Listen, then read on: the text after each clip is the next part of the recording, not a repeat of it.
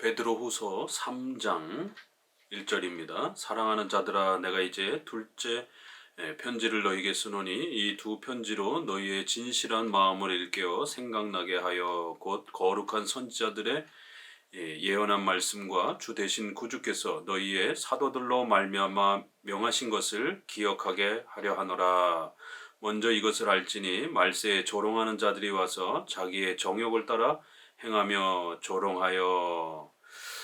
3장도 앞서서 소개한 것처럼 이제 우리 신앙생활 교회에 있어서 가장 중요한 것은 바로 성경을 바르게 해석하고 그 성경을 정확하게 가르칠 수 있는 그러한 훌륭한 목회자를 잘 발굴해서 그러한 참된 설교자, 목회자들을 유형교회에 세우고 그러한 유형교회의 설교자로부터 우리가 가르침을 배우면서 신앙생활을 해나가는 것, 이것이 우리 크리스찬들에게, 기독교인들에게 신앙생활에 아주 중요한 그러한 질서요, 또 은혜의 수단이라고 하는 것을 거듭 강조하면서 이제 베드로 후서를 마무리해 갑니다. 그래서 유형교회라고 하는 이러한 그 필요성, 또 거기에 성경을 가르쳐야 한다라고 하는 이런 기독교의 본질, 이것이 아주 중요한 기독교의 본질과 핵심으로 이제 그렇게 마무리되어져 가는 것을 볼 수가 있습니다. 3장 초반에서도 다시 한번 또 이 성경을 바르게 배우고 가르치는 것, 이 중요성을 거듭 강조하기 위해서 진실한 마음을 일깨워 생각나게 하려고 한다. 뭘 생각나게 도와주려고 하냐면 바로 선지자들이 예언한 말씀, 바로 그 사도들이 명령한 것, 바로 구약의 말씀, 신약의 이러한 말씀들을 잘 기억하고 생각나게 해서 그 말씀을 믿고 배우는 것, 이것이 바로 기독교의 가장 중요한 본질이기 때문에 그런 것입니다. 베드로전서 1장부터 소개해왔던 그 표현을 꼭 기억하셔야 됩니다. 베드로서 1장에 예수를 너희가 보지 못하였으나 사랑하는도다. 이제도 보지 못하나 믿고 말할 수 없는 영광스러운 즐거움으로 기뻐하니 믿음의 결국 곧 영혼의 구원을 받음이라. 이렇게 예수님 우리가 보고 만지고 환상 속에서 경험하고 이런 게 기독교가 아니라 사도들이 가르쳐준 바로 그대로 성경에서 가르치는 예수님을 우리가 믿고 의지하는 것, 오직 믿음으로 구원받는 것. 믿음은 들음에서 나고 로마서 10장 17절에 들음은 그리스도의 말씀을 로 말미암는다라고 하는 것처럼 오직 성경을 통해서 예수 그리스도를 알고 배워가는 것, 그리고 그 그리스도를 믿는 것, 이게 기독교라는 겁니다. 베드로전서 1장 23절에서도 살아있고 항상 있는 하나님의 말씀으로 되었다 그러면서 25절에 오직 주의 말씀은 세세토록 있도다, 이렇게 너희에게 전한 복음, 바로 이것이 말씀이다. 이렇게 기독교는 신구약 성경으로 우리에게 전해진 바로 이 성경 말씀을 믿고 사랑하고 그 성경에서 가르치는 그 예수님을 사모하는 것, 이게 바로 복음이요 기독교요, 또 우리 신앙의 본질이다라고 이렇게 말합니다. 그렇기 때문에 성경을 잘 배워야 되고 그걸 깨달아야 되고 성경을 배우기에 혼 힘을 기울여야 된다는 겁니다. 종교개혁은 오직 성경을 외치면서 시작되었다는 걸 명심하셔야 됩니다. 오늘날 한국교회가 오직 성경으로 가지 아니하고 이상한 체험이나 은사체험, 무슨 부흥체험, 제2 성령 세례 주장하면서 자꾸만 이렇게 과거의 로마 카톨릭처럼 이렇게 고행이라든가 또 여러 가지 환상과 신비 경험이라든가 이런 쪽으로 기독교를 망가뜨리는 이러한 그 중세 시대의 이러한 그 형태를 오늘 한국 교회가 또 따라가는 이런 안타까운 면들을 봅니다. 오늘 우리 시대에 다시 한번 이 베드로 전서 후서를 통해서 오직 성경만이 우리 기독교회의 토대요, 오직 성경을 이해하고 배우고 깨닫고 설교하는 것, 바로 이것이 참된 기독교의 모습이라는 것을 꼭 명심하셔야 됩니다. 이걸 우리가 성경을 믿는 신앙, 이래서 줄여서 성경신앙 이렇게 표현할 수가 있습니다. 체험을 믿는 게 아닙니다. 자신의 신념과 이데올로기를 그렇게 기독교화해가지고 정치나 사회복지나 인권이나 이렇게 무슨 신비체험이나 이런 것에 빠지는 게 기독교가 아닙니다. 기독교는 성경을 통해서 오직 예수 그리스도를 믿고 성경에 가르치는 그 하나님의 뜻에 순종하며 살아가는 바로 성경 중심의 이러한 신앙을 바로 기독교의 본질로 이렇게 소개하는 겁니다. 성경을 잘 생각하고 깨닫고 기억하고 먼저 이것을 알지니, 이렇게 여기도 또 안다라고 하는 이 단어, 이렇게 해서 체험한다 이런 단어를 피하고 성경을 알고 배우는 이러한 표현들을 의도적으로 표현하면서 성경을 아는 것, 배우는 것, 믿는 것, 이것이 기독교 신앙의 본질임을 거듭 강조합니다. 그러면서 이제 이러한 성경을 곡해한 거짓 선지자들의 또 잘못을 예를 듭니다. 종말론을 통해서 예를 듭니다. 앞부분에서는 이제 5계명을 곡해한 국가론을 잘못 가르친 그러한 성경 해석의 오류들을 가지고 이렇게 거짓 선지자와 참 선지자, 거짓 목사와 참 목사를 이렇게 구별해 주었다라면 종말론 부분을 다시 한번 언급하면서 목회자가 종말론을 잘못 해석했을 때 어떤 일이 벌어지는가? 디모데후서는 그런 면에서 또 종말론에 아주 중요한 그러한 토대를 갖고 있는 내용이라 할 정도로 이렇게 3장에서는 종말론의 중요한 핵심 내용들이 또 소개가 됩니다. 4절에 주께서 강림하신다는 약속이 어디 있느냐, 조상들이 잔후로부터 만물이 처음 창조될 때와 같이 그냥 있다 하니, 이게 이제 이러한 사람들은 기복주의를 지나치게 강조하는, 내세의 이러한 부분들을 별로 중요하게 여기지 않는, 현실에서 잘 먹고 잘 사는 것, 이게 제일 중요한 걸로 여기는 이제 이런 식으로 종말론을 해석한 것이죠. 이걸 우리가 현세적 종말을 강조하는 이제 이러한 분파들이다. 또 우리가 시한부 종말론이라든가 세대주의, 휴거 이런 거 강조하는 사람들은 내세적 종말을만 지나치게 강조하는 또 이런 극단파라면, 현재에 잘 먹고 잘 사는 이제 이러한 기복주의 중심으로 주로 또 자유주의자들의 또 이런 사회 복지, 정치, 국가를 완성하는 이런 현세적인 그러한 국가와 이러한 복지를 번영을 마치 종말의 본질인 것처럼 이렇게 주장하는 현세적 종말론자들, 이런 사람들은 자기의 정욕을 따라 그렇게 사는 자들이라는 거예요. 자신의 그러한 부귀영화를 목적으로 이렇게 종말론도 곡해하면서 이렇게 또 종말론 교리를 망가뜨렸다라는 것이죠. 창조될 때부터 지금까지 아무런 변동도 없이 있는데 무슨 새로운 하늘과 땅이 새롭게 변화되어지는 이런 최후 심판이 오기는 뭘 오느냐 이러면서 현실 중심으로 이렇게 기독교를 물질주의적 기독교로 돈벌이하는, 현실에서 번영하고 성공하는 형태로 기독교를 그렇게 변형시켜버린 자들입니다.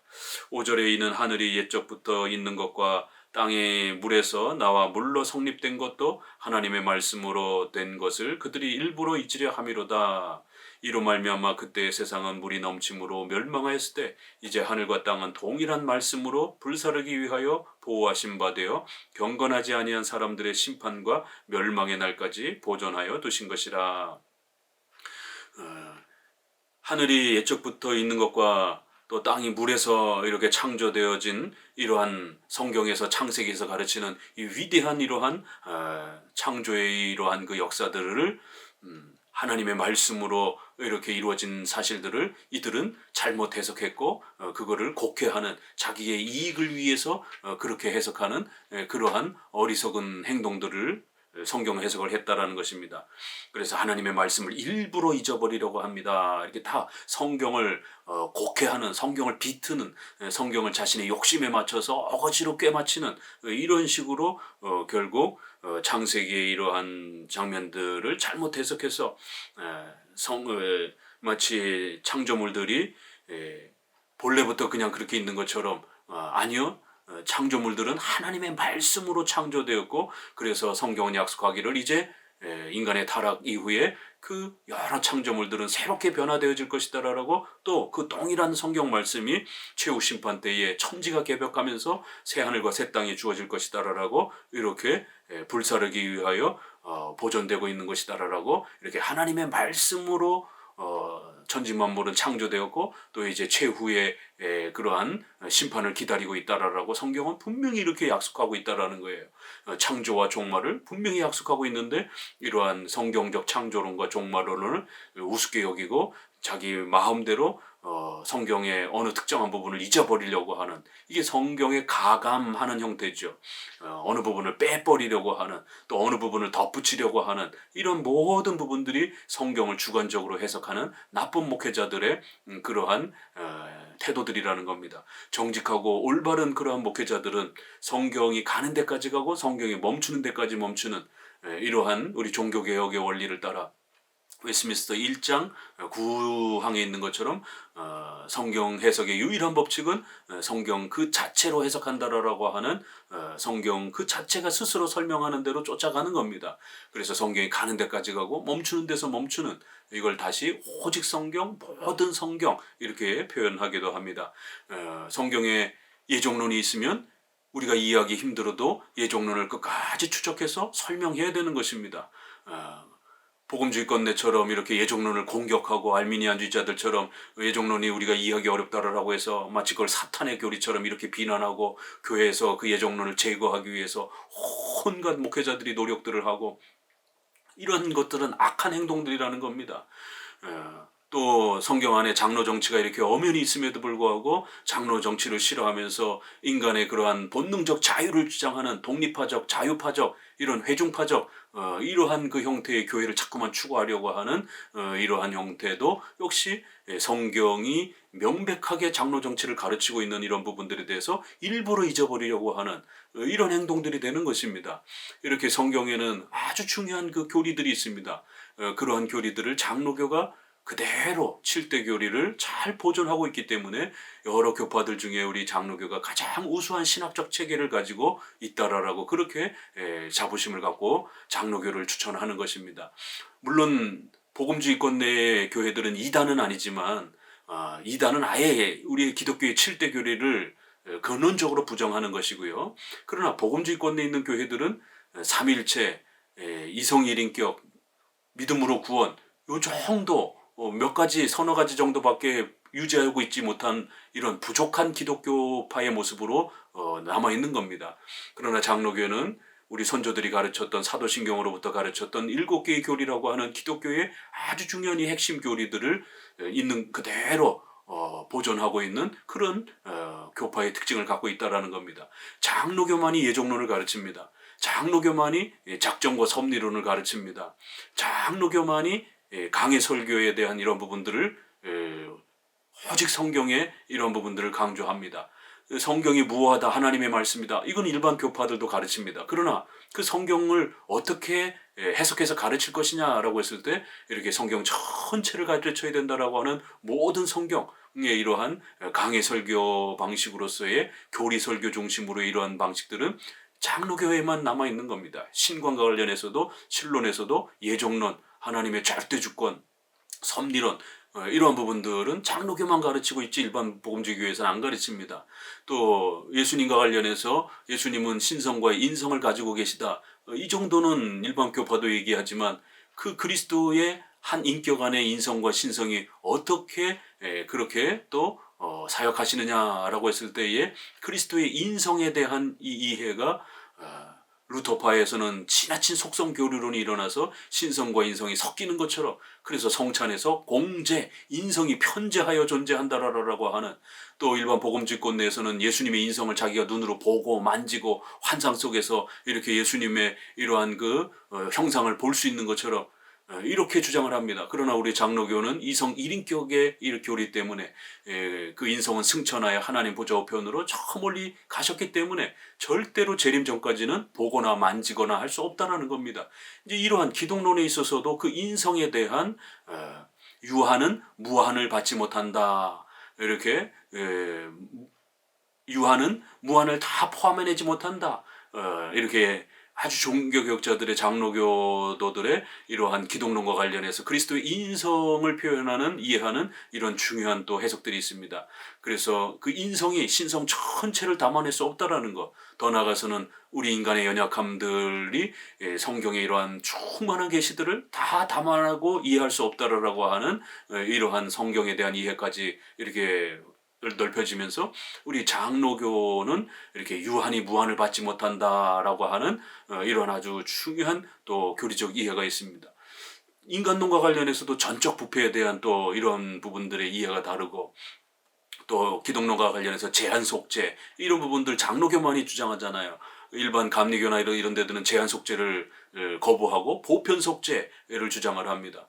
또 구원론에 있어서도 우리는 중생과 부르심을 강조하지만 감리교라든가 이런 데는 인간의 신앙적 회개와 신앙을 더 강조하는 이러한 구조의 차이가 있는 것입니다. 로마 가톨릭은 칭의를 성화 섞어서 말하지만 우리는 칭의와 성화를 구별해서 말하는 이러한 차이들이 존재하는 것입니다. 그래서 같은 7개의 교리를 그 전체를 다 제대로 유지하지도 못하는 일반 복음주의권 내에 또 이러한 연약한 모습들, 또 그나마 갖고 있는 것도 이렇게 충분하게 이해하지 못한 상태로 가지고 있는 것들, 그럴 때 우리 장로교는 그런 부분들을 아주 풍성하게 정확하게 그 신학적 체계 아래서 가장 잘 가지고 있다는 것입니다. 결국 이러한 종말론에 대한 잘못된 이해를 들어가면서 양극단의 종말론이 있죠. 데살로니가 있는 것처럼 금방 임박해서 모든 세상이 끝날 것처럼, 그래서 나태해지고 게을러지면서 이렇게 일상생활을 등한시하는, 오늘날로 말하자면 시한부 종말론과 같은 그런 또 임박한 종말론을, 극단적 시한부 종말론에 빠지는 이런 종말론이 있고요. 또 현세의 이런 물질적 번영과 이런 성공만을 마치 천국인 것처럼 또 이렇게 현세적 종말론을 강조하는 양극단이 있습니다. 종말을 잘못 가르치게 되면, 시한부 종말론에 빠지게 되면 학교, 직장 이런 거 다 그만두고 극단적인 그러한 이원론적 금욕주의적 삶에 빠집니다. 옛날 1990년대 98년인가요? 다미선교회라고 하는 이러한 시한부 종말론자들이 휴거가 된다 해서 얼마나 사회적 물의를 일으켰습니까? 신천지라든가 이러한 데들도 여전히 이런 시한부적 종말론의 이러한 그 형태에 빠져서 의식주와 관련된 직장, 가정을 다 팽개치고 이렇게 집단 생활하게 만들고, 또 거꾸로 현세적 복만 강조한 사람들은 기독교인들이 더 욕심이 많고 세상의 부귀영화를 누리기 위해서 온갖 수단과 방법을 동원하면서 사회적 폭력을 써가면서 성공하려고 하는, 이렇게 건강하지 못한 종말론은 이런 일들이 벌어진다는 것입니다. 그래서 다시 한번 베드로서는 건강한 종말론을 먼저 성경적으로 정립해 줍니다. 8절, 사랑하는 자들아, 주께는 하루가 1000년 같고 1000년이 하루 같다는 이 한 가지를 잊지 말라. 그래서 종말론이란 현재와 미래 어느 쪽으로 지나치게 치우쳐서도 안 되고, 하루가 1000년이 될 수도 있고 1000년이 하루가 될 수도 있는 이런 하나님의 신적 작정의 위대한 통치와 하나님의 섭리의 다스림을 의지하면서 우리가 살아가야 되는 것이지, 현세적 그러한 그 책임만 너무 강조해도 안 되고, 또 현세의 책임을 등한시하고 미래적인 어떤 빨리 죽어서 천국 가야지, 이렇게 되면 결국 현실을 등한시하고 비관적으로 살아가게 되는 또 이런 일들이 벌어집니다. 시편 90편 4절 말씀을 끌어다가 이렇게 우리 성도들은 너무 시간에 이렇게 집착하면 안 되고, 하루하루를 하나님이 우리에게 생명 주신 대로 최선을 다해서, 우리가 어떤 사람은 100살, 어떤 사람은 80살, 각각 하나님이 섭리하신 대로, 계획하신 대로 이 땅에서의 사명들이 있다라는 거예요. 그럼 이 땅에서 살아있는 동안 최선을 다해서 교회를 세워가며, 또 이 땅에 우리의 또 삶을, 하나님을 영화롭게 하기 위해서 그렇게 또 빛과 소금의 역할로 이 땅에서의 그러한 또 사명을 감당하면서, 그리고는 또 장차 분명히 우리에게는 천국과 영원히 영생하는 또 이러한 위대한 내세의 자리가 있는 것입니다. 또 그러한 내세를 소망하면서 하루가 1000년처럼, 1000년이 아무리 길어 보여도, 최후 심판이 아무리 길어 보여도 하나님 앞에서는 하루처럼 취급될 수 있다는 거예요. 또 하나님 앞에서는 또 하루 같은 그러한 그 날도 오랜 역사 동안, 수천 년의 역사 동안 또 하나님이 그렇게 통치하고 다스려가는 또 시간에 또 이러한 연속적 흐름이 있을 수도 있다는 겁니다. 하루와 1000년, 1000년과 하루, 이렇게 하나님께서 어떤 시간으로 당장 내일이 종말이 온다 할지라도, 또 오랜 세월 뒤에 종말이 온다 할지라도 하나님께 의탁하며 하나님을 의지하면서 하루하루를 살아라는 것이에요. 현실과 내세를 균형을 이루면서 조화를 이루면서 살아가는 것이 우리 성경적 종말론입니다. 섭리적 종말론이라 이렇게 표현하는 겁니다. 현실에서는 현실대로 책임감을 감당하고, 그러면서도 내세의 소망을 반드시 또 꿈꾸면서 그렇게 살아가는 겁니다. 9절, 주의 약속은 어떤 이들이 더디다고 생각하는 것 같이 더딘 것이 아니라 오직 주께서는 너희를 대하여 오래 참으사 아무도 멸망하지 아니하고 다 회개하기에 이르기를 원하시느니라. 이렇게 우리가 생각하는 것처럼 더디다고 해서 더딘 것도 아니고 또 당장 또 내일이 오는 것처럼 이렇게 의식주의 삶을 포기하고 막 이래도 안 되고 균형을 갖고 그렇게 하루하루를 최선을 다해서 살으라는 거예요. 하나님이 혹시라도 시간을 연장하신다라면 거기에는 다 계획과 뜻이 있다라는 거예요. 이렇게 오래 참으시는 이유는 아무도 멸망하지 않고 다 회개하고 주님께로 돌아올 수 있도록 그렇게 구원의 이러한 계획들을 이루시기 위함이라는 거예요. 여기서도 아무도 멸망하지 않고라고 했을 때 세상 모든 사람들이 멸망하지 않고 한 사람도 빠짐없이 구원받도록 이런 표현은 아닙니다. 그렇게 읽으면 알미니안주의의 보편 구원론이 되는 겁니다. 실제적으로 죽을 때 예수님을 안 믿고 여전히 부인하면서 죽는 사람들도 수두룩하잖아요.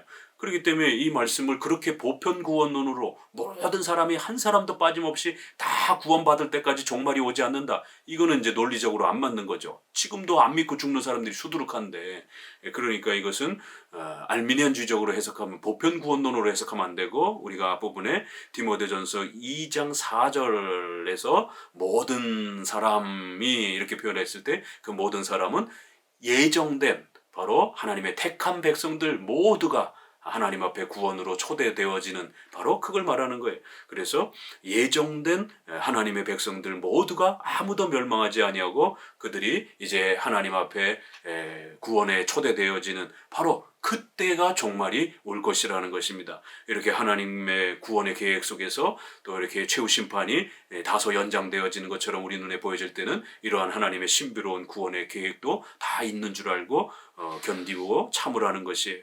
10절 그러나 주의 날이 도적같이 오리니 그날에는 하늘이 큰 소리로 떠나가고 물질이 뜨거운 불에 풀어지고 땅과 그 중에 있는 모든 일이 드러나리로다. 이 모든 것이 이렇게 풀어지리니 너희가 어떤 사람이 되어야 마땅하냐? 거룩한 행실과 경건함으로 하나님의 날이 임하기를 바라보고 간절히 사모하라. 그날에 하늘이 불에 타서 풀어지고 물질이 뜨거운 불에 녹아지려니와. 13절 우리는 그의 약속대로 의가 있는 곳인 새하늘과 새 땅을 바라보리로다. 그렇기 때문에 성경적 종말론이란 이렇게 주님이 오시는 날은 휴거 날짜 계산하고 장소 계산하고 이러면 안 된다라고 앞부분에서 거듭 말씀드렸습니다. 이건 다 오늘날 극단적 세대주의자들 또 이렇게 천년왕국론자들이 주로 행했던 그런 형태들입니다. 천년왕국론자들은 초대 교부 시대 때도 있었고 그래서 어거스틴을 통해서 88개의 이단 목록을 이렇게 정할 때에 초대 이러한 또 칼케톤, 에베소 이런 회의에서 이단으로 정제가 되었고요. 또 종교개혁 시대 때도 제세례파를 중심으로 해서 자기들만의 순수한 사람들끼리 어떤 특정한 장소에가 마치 천년왕국이 임하는 것처럼 예수님이 어떤 특정한 시간에 임하는 것처럼 이런 천년왕국을 주장하는 제세례파들이 있었고 이러한 영향을 토마스 구딘이라든가 이런 회중파 교도들이 이렇게 자신들이 핍박받는 그러한 곳에서 떠나면서 뉴잉글랜드에다가 바로 거기가 새로운 천년왕국이 임할 것처럼 그렇게 장소를 특정하고 또 시간을 1644년인가요? 이렇게 조세프 미드의 요한계시록 주석에 또 영향을 받아가지고 이렇게 천년왕국, 지상 천년왕국론의 이런 개념들을 또 이렇게 수용을 해가지고 큰 무리를 일으키기도 했습니다. 왜냐하면 날짜가 지나갔는데 안 맞았기 때문에 또 수정을 하고 그래서 또 여러 신학자들과 싸우고 논쟁하고 그런 결국 회중파와 제세례파의 이러한 날짜 계산과 장소의 이러한 특정하는 1800년으로 넘어가면서 경건주의자들, 신비주의자들에 의해서 또다시 폭발을 하면서 결국 1800년에 와서 여호와 증인이라든가 몰몬교라든가 이러한 또 세대주의자들의 스코필드, 다비 이런 사람들에 의해서 아주 본격적으로 지산 청년왕국이라고 하는 이런 형태들이 펼쳐지는 이제 이러한 또 심각함들을 보게 됩니다.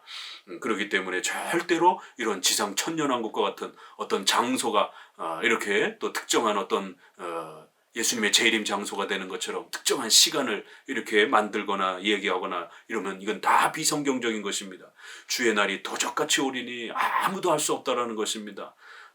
그날에는 이제 순식간에 임하게 될 것이고 온 천지 만물이 이렇게 변화되어지는 이런 놀라운 역사가 일어날 것이라는 겁니다.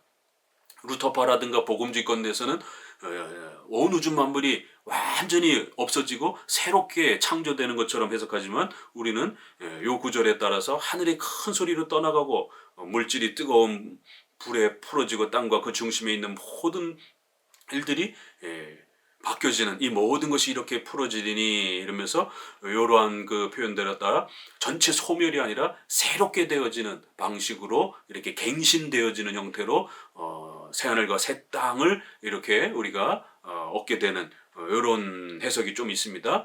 그래서 전멸하고 다시 만드느냐 아니면 기존에 있는 이 우주 창조물들을 새롭게 완벽하게 그렇게 바꾸시는 방식으로 새 창조의 이러한 일들을 허락하시느냐라고 했을 때 장로교에서는 전멸 뒤의 새 창조가 아니라 이 기존에 있는 그 우주 만물을 새롭게 변화시키는 방식으로 갱신시켜서 새 하늘과 새 땅을 만드는 그러한 방식으로 조금 더 해석의 방향을 잡습니다. 요거는 이제 약간의 차이는 있지만 우리 장로교 쪽에서는 갱신적으로 이렇게 조금 더 본다라는 거, 이러한 그 우주 만물에 엄청난 변동이 일어날 것이다라는 거예요. 그날에 하늘이 불에 타서 풀어지고 물질이 뜨거운 불에 녹아서 이렇게 새롭게 되어질 것이다라는 거예요. 그래서 새 하늘과 새 땅이 주어진다라는 겁니다. 종말은 반드시 온다라는 겁니다. 최후 심판은 반드시 온다라는 겁니다. 그리고 천국의 이러한 영광스러운 새로운 영생을 누릴 그러한 이제 장소와 때가 우리에게 반드시 준비되어 있을 것이다라는 거예요. 그렇기 때문에 성도들은 현실에서만 또 너무 만족하지 말고 현실에서의 이러한 신앙생활을 잘 감당하면서도 이렇게 새하늘과 새 땅 천국을 소망하면서 부활의 때를 소망하면서 그렇게 살아야 된다라는 겁니다. 너희가 어떤 사람이 되어야 마땅하느냐, 그렇게 휴거 준비하고 특정한 장소에서 어떤 이러한 것들을 이렇게 가면 안 되고 우리가 각각 있는 처소에서 거룩한 행실로 경건함으로 그렇게 하루하루를 십계명에 순종하면서 우리의 인격이 변화되어져 가면서 우리가 살아가는 사회, 국가 이런 문화들을 최선을 다해서 의롭게 또 그렇게 만들어 가려고 거룩하게 만들어 가려고 열심히 하나님의 뜻이 의로움이 펼쳐질 수 있도록 우리 크리스천들이 빛과 소금의 역할을 감당하면서 그렇게 거룩한 행실로 살아가라는 것이, 그러면서 하나님의 날을 임하기를 바라보고 간절히 사모하는 이렇게 현실에서의 섭리적 책임감, 그러면서도 종말의 그러한 또 기대, 이 두 개를 또 이렇게 베드로서는 소개합니다. 이게 바울의 데살로니가서에 있는 종말론이기도 하고 예수님이 마태복음 24장, 마가복음 13장에서 가르쳤던 또 종말론이기도 합니다. 이렇게 성경은 현세와 내세를 균형을 가지고 살아가라라고 얘기를 하지 어느 한쪽으로 이렇게 치우치는 걸 말하지 않습니다.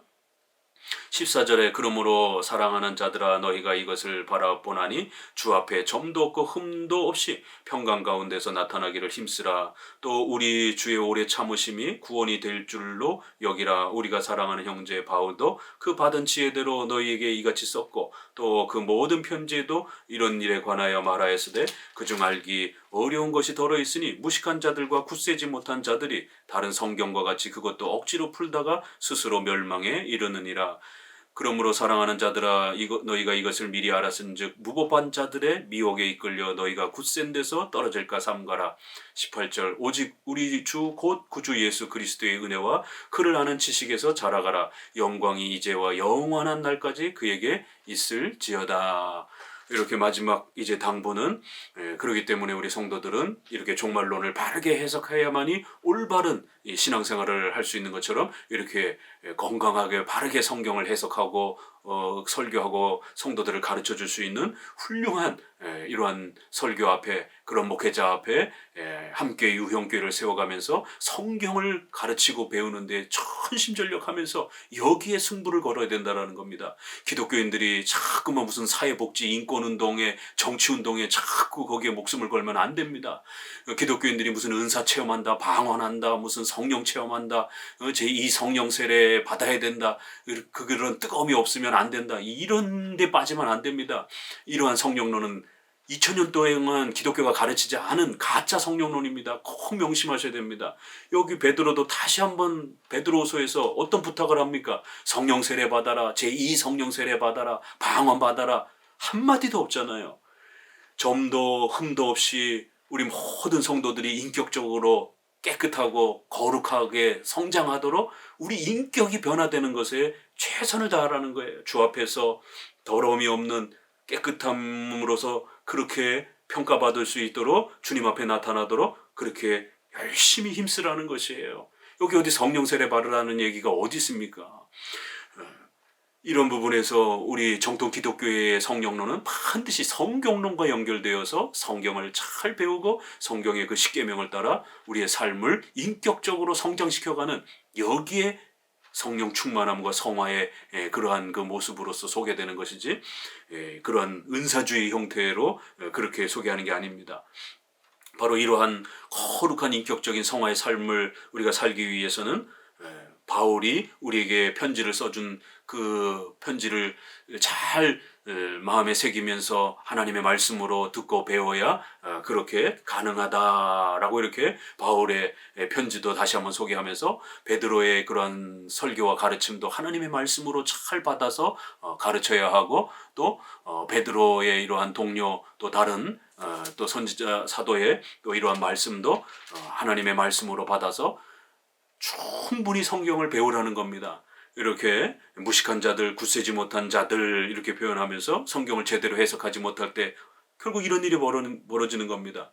성경을 억지로 푸는 거예요. 어거지로 푸는 거예요. 지금 이게 주관적 해석에 대한 이야기가 베드로 후서에 계속, 또 베드로 전서에서도 성경은 사사로이 풀 것이 아니요, 후서에서도 억지로 풀다가 성경 해석의 일정한 규칙을 배워보지도 않고 또 그런 규칙도 없이 그냥 오직 성경만 읽는다라고 이렇게 주장을 하면서 교리 공부 등한시하고, 이런 분들은 결국 성경을 자기 마음대로 해석하게 되고 억지로 풀게 되고, 이러다 보면 결국 성경을 잘못 해석함으로 인해서 신앙이 망가지게 되고, 그러면은 무식한 자들, 굳세지 못한 이러한 형태가 벌어진다라는 거예요.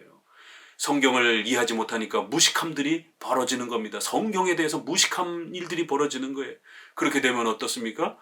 굳세지 못하는 겁니다. 우리의 신앙의 이런 중요한 신앙의 신념과 우리의 신앙의 이러한 가치와 이러한 신앙의 용기와 이런 것들을 갖지 못하고 타협하게 되고 죄를 짓게 되는 이런 굳세지 못한 이런 일들이 벌어집니다. 신비 체험하고 은사 체험하고 별 체험 다 했다 하더라도 결국 핍박이라든가 이러한 중요한 삶의 자리에 들어가게 되면 타협하고 포기하는 이런 일들이 얼마나 많습니까? 그런 체험으로 변화되는 게 아니기 때문에 그래요. 오직 성경 말씀을 정확하게 깨닫고 하나님의 말씀을 사랑하고 그 말씀을 신뢰할 때에 우리는 굳센 그러한 믿음의 단단함을 갖게 됩니다. 그리고 성경의 풍성한 지식을, 교리의 지식을 갖출 때에 그러한 힘을 갖추게 되는 겁니다. 그래서 바울이나 베드로나 이렇게 사도들도 혼자 해석만 주장하지 않고 여러 사도들이 함께 그렇게 성경의 이러한 부분들을 쓸 때도 그렇게 혼자 쓴 게 아니고 여러 사도들이 함께 그렇게 객관적으로 보편적으로 쓴 것이고, 성경 해석을 할 때도 한 개인이 혼자 그렇게 해석하면 안 되고 항상 공교회적으로 그 성경 해석을 보편적으로 해야 된다는 겁니다. 그 교회가 보편적으로 해석해왔던 2000년 역사의 그러한 중요한 교리의 틀 안에서 해석을 해야지, 자기 멋대로 그렇게 새로운 해석을 만들어가지고 가르치게 되면 그거를 무엇으로 검증을 할 수 있겠습니까? 그래서 이렇게 다시 한번 억지로 풀다가 망한다라는 거예요. 본인도 망하고 본인에게 설교를 듣는 사람들도 망하게 만드는 것입니다. 주관적 해석이 이렇게 무서운 것입니다. 그래서 우리 장로교는 주관적 해석에 목회자들이 빠지지 못하도록 반드시 첫 번째 선서는 성경은 하나님의 말씀이냐 믿느냐라고 묻고, 두 번째는 그 성경 해석을 할 때에 주관적으로 억지로 푸는 게 아니라 웨스트민스터 신앙고백이라고 하는 이러한 교리 표준에 맞춰서 해석하겠다라고 하는, 왜냐하면 그 교리 표준이 역사 속에서 검증해 보니까 가장 성경을 잘 해석해 놓은, 성경의 교리를 요약해 놓은 그러한 내용으로서 그 안에 오류가 없는, 잘못된 게 없는 이러한 부분으로 충분히 믿을 만하다라는 거예요. 그렇게 서약하는 겁니다. 그러면 33개의 웨스트민스터 조항을 신뢰하면서 거기에 있는 표현이 성경의 이러한 부분을 잘 요약하고 드러냈으면 그것도 성경의 가르침이 될 수 있는 겁니다. 제2의 권위를 갖는 거예요. 물론 성경이 제1권위죠. 그러나 그 성경을 잘 요약하면 그것도 성경의 내용이 되는 겁니다. 또 그 내용을 잘 요약해서 목회자가 설교하면 그것도 하나님의 말씀이 되는 것이에요. 모든 근원은 제1 근원인 성경으로부터 이렇게 신조와 설교는 또 그렇게 제2 권위로서의 또 권위를 갖는 것입니다. 이렇게 베드로후서는 마지막으로 성경의 권위, 또 그 성경을 해석하는 그러한 권위, 이러한 부분들, 성경 해석의 표준, 이런 부분들을 우리에게 당부하면서 성경을 잘 알고 그리스도의 은혜와 그를 아는 지식에서 자라가라, 은사 체험에서 자라가라 라는 말이 아니잖아요. 제2 성령 세례 받아서 자라가라, 부흥 체험에서 자라가라, 이런 말 한마디도 없습니다. 그런데 로이드 존스의 이러한 잘못된, 결국 로이드 존스가 칼빈주의 반, 감리교 반, 경건주의 반을 섞어서 혼합주의적인 이런 청교도를 소개를 했고, 결국 그런 혼합주의적인 것 때문에 성령 세례, 제2 성령 세례, 이런 거를 개혁주의자들이 자꾸 주장을 하게 되는, 교리 플러스 성령 세례 체험이 있어야 되는 것처럼, 아니요, 베드로서는 성령 세례 체험이 아니라 오직 예수 그리스도를 아는 지식, 성경을 열심히 공부해서 성경을 제대로 잘 알고 그 이해하고 깨달아서 성경을 제대로만, 그 성경의 지식과 교리를 배우면 우리의 삶이 변화되어지고 하나님과 동행하는 이런 역사가 일어난다라는 거예요. 성경을 아는 것만으로는 안 되고 강렬한 체험이 있어야 되고, 이런 표현은 잘못된 겁니다. 그들은 성경을 제대로 모르는 겁니다. 안다라고 피상적으로만 이렇게 생각하는 것이지, 성경이 말하는 성경을 제대로 알게 되면 구원의 역사가 일어나는 것이고, 디모데 후서에서도 있는 것처럼 우리의 삶을 거룩하게 만들 수 있는 힘도 있는 거예요. 성경을 제대로 모르니까 그런 것이지, 성경을 조금 알긴 알아도 뜨거운 체험이 있어야 된다, 이런 게 아니라 성경을 제대로 몰라서 역사가 안 일어나는 겁니다. 이 차이를 분명히 하셔야 됩니다. 성경을 정확히 알면 구원의 역사와 삶의 거룩한 역사가 일어나는 겁니다. 뜨거운 체험이 있어야 되는, 교리에다가 뜨거운 체험이 덧붙여져야 되는, 이런 게 아닙니다. 예수 그리스도를 아는 지식에서 성도 여러분 자라가십시오. 성경을 열심히 배우고 바른 해석 규범 아래에서 그렇게 성경의 교리에 충실하게 성장해 가십시오. 그러면은 하나님을 더 깊이 섬기고 예배하고 하나님과 동행하는 그런 위대한 은혜의 충만함들을 누리게 될 것입니다. 너희가 이것을 미리 알았은즉 이렇게 또 계속 자라가라는 거예요. 이 방식이 기독교의 방식이라는 것이에요. 이걸 소홀히 하게 되면 미혹에 미끌려 너희가 굳센 데서 떨어질까 조심해야 된다라는 겁니다. 이렇게 성경과 교리를 열심히 배우는 이거를 등한시하게 되면 성도들의 신앙이 붕괴되고 망가질 수 있다는 것이에요. 이렇게 베드로후서는 마지막으로 성경을 아는 지식에서 자라가라, 교리를 아는 지식에서 자라가라. 왜냐하면 성경은 교리책이기 때문에 그런 것입니다. 성경은 수많은 교리로 소개가 되어 있습니다. 아브라함이 몇 세에 태어나서 어디로 이사를 갔고 누구랑 결혼했고, 이걸 다 외운다고 구원받는 게 아닙니다. 그건 역사적 그런 배경적 지식인 것입니다. 성경은 그런 배경의 내용을 통해서 아브라함이 믿음으로 구원받았다라고 하는 이러한 중요한 핵심 교리들을 가르치는 겁니다. 목회자들도 아브라함이 어느 지역과 어느 도시에서 정확하게 어떻게 움직였는지 다 모를 수도 있는 겁니다. 목사도 기억이 희뭇해지면 모를 수도 있는 것이에요. 성경의 수많은 지명과 나이들을 다 어떻게 외우겠습니까? 그러나 그 사건들을 통해서 가르치는 핵심 교리는 7대 교리, 구약이나 신약이나 사도신조를 통해서 7가지 정도의 교리가 가장 중요한 기독교 교리라고 그렇게 우리 선조들은 사도신조와 웨스민스터 신조를 통해서 성경의 핵심 교리를 그렇게 고백한 겁니다. 그 7대 교리와 10계명을 정확하게 이해하게 되면 구원의 역사와 우리의 삶의 거룩한 역사들이 만들어져 간다는 것이에요. 오늘 베드로후서 이제 마치면서 왜 우리 개혁주의 장로교가 교리 중심의 그러한 기독교인지, 왜 우리가 신조와 소유리문답을 토대로 해서 성경 중심의 이러한 기독교를 펼쳐가려고 하는지를 다시 한번 꼭 명심하시고, 이게 진짜 기독교고 이게 진짜 개혁파 정통의 그러한 모습인 것입니다. 감사합니다.